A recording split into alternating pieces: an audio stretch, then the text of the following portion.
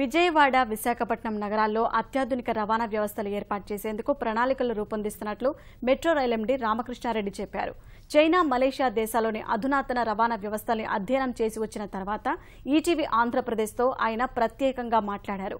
Metro కంటే తక్కువ ఖర్చు, ఎక్కువ సౌకర్యం, ఆధునిక వ్యవస్థల్లో ఉన్నాయని చెబుతున్న రామకృష్ణారెడ్డితో మా ప్రతినిధి చంద్రశేఖర్ ముఖాముఖి.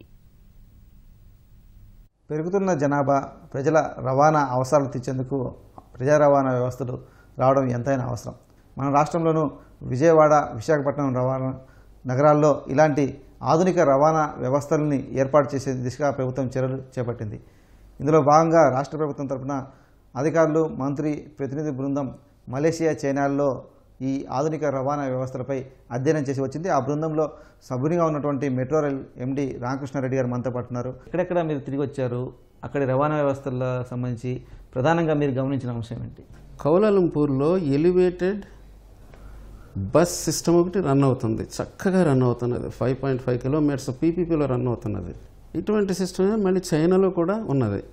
చైనా జూజో మ్యాగ్లెవ్ అని చెప్పేసి మ్యాగ్నెటిక్ లెవిటేషన్, మొత్తం ట్రైన్ కూడా 8 mm పైకి లేచిపోతుంది. చైనాలో చాలా రకాల రవాణా వ్యవస్థలు ఉన్నాయి. వాటిలో దాదాపు మీరు 3-4 పరిశీలించినట్టుంది.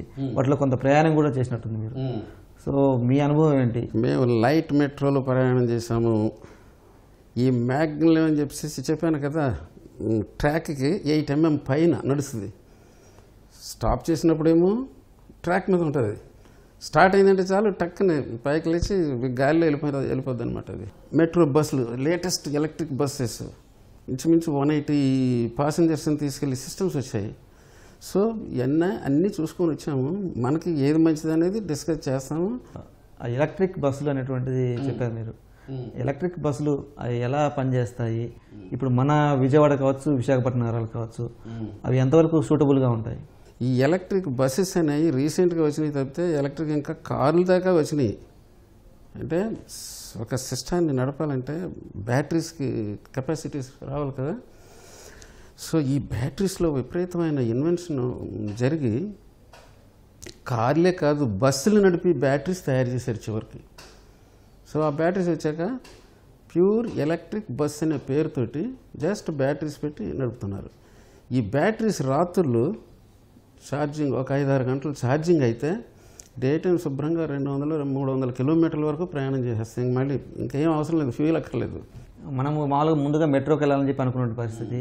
ఇప్పుడు వేరే రవాణా వ్యవస్థకు వెళ్తే మనం ఇక్కడ ఎలాంటి మార్పులు తీసుకుని రావాల్సి ఉంటుంది? లేకపోతే భూసేకరణ సంబంధించి కానీ ఇవన్నీ కూడా మళ్ళీ ప్లాన్ అంతా మార్చాల్సిన అవసరం ఉంటుంది కదా. ఫర్ ఎగ్జాంపుల్ మెట్రోకి అయితే డిపోకే 60 ఎకరాలు అవసరం వస్తూ ఉంది. అది ఎలివేటెడ్ బస్ సిస్టమ్ కానీ లేకపోతే ఇంకొక ఎల్ఆర్టీ సిస్టానికి కానీ వెళ్తే 50 ఎకరాల నుంచి 20 ఎకరాలకు రావచ్చు, 15 ఎకరాలకు రావచ్చు. అంత అవసరం ఉండదు అన్నమాట. మెట్రో అన్నాక ఖర్చు ఎక్కువే, ల్యాండ్ రిక్వైర్మెంటు ఎక్కువే. కిలోమీటర్కి 250 కోట్లు అవుతుంది. అదే ఎల్ఆర్టీ సిస్టానికి వచ్చామంటే కిలోమీటర్కి 200 కోట్లు, 180 కోట్లలో వస్తుంది. అదే ఎలివేటెడ్ బస్ సిస్టానికి వచ్చామంటే మ్యాక్సిమం 80 to 90 crores అయిపోతుంది.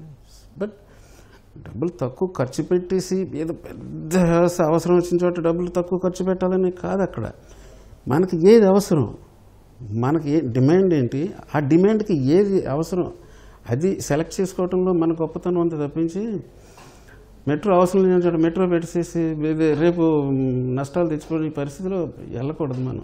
ప్రస్తుతం మీరు చేసేటటువంటి స్టడీ రిపోర్ట్ ఏ దశలో ఉంది? ఎప్పుడు వీటిని ముఖ్యమంత్రి దగ్గర తీసుకెళ్ళేటువంటి అవకాశం ఉంది? చాలా పర్ఫెక్ట్గా తీసుకెళ్ళాలి రిపోర్ట్ని. ఏ క్వశ్చన్ వచ్చినా కూడా మనం పర్ఫెక్ట్గా ఆన్సర్ చేసేటట్టు. అందుకని ఇంకొకసారి మేము మళ్ళీ ఢిల్లీ కూడా వెళ్ళి అక్కడ గుర్గాంలో లైట్ మెట్రో ఒకటి ఉన్నది, అది కూడా చూద్దాం అన్నారు మినిస్టర్ గారు. సో 14వ తారీఖు బహుశా మినిస్టర్ గారు నేను ఢిల్లీ వెళ్ళి అది కూడా చూసి వచ్చాక అప్పుడు సీఎం గారికి ప్రజెంటేషన్ తయారు చేసి ఇవ్వడం జరుగుతుంది.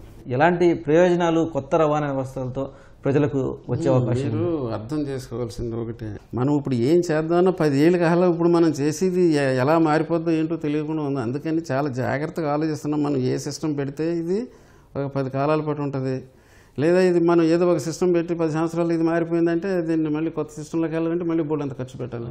ఈ టెక్నాలజీ అంత దారుణంగా మారిపోతుంది ఈ టైంలో. So what is best for అనేది కొంచెం ఆలోచిస్తున్నాము.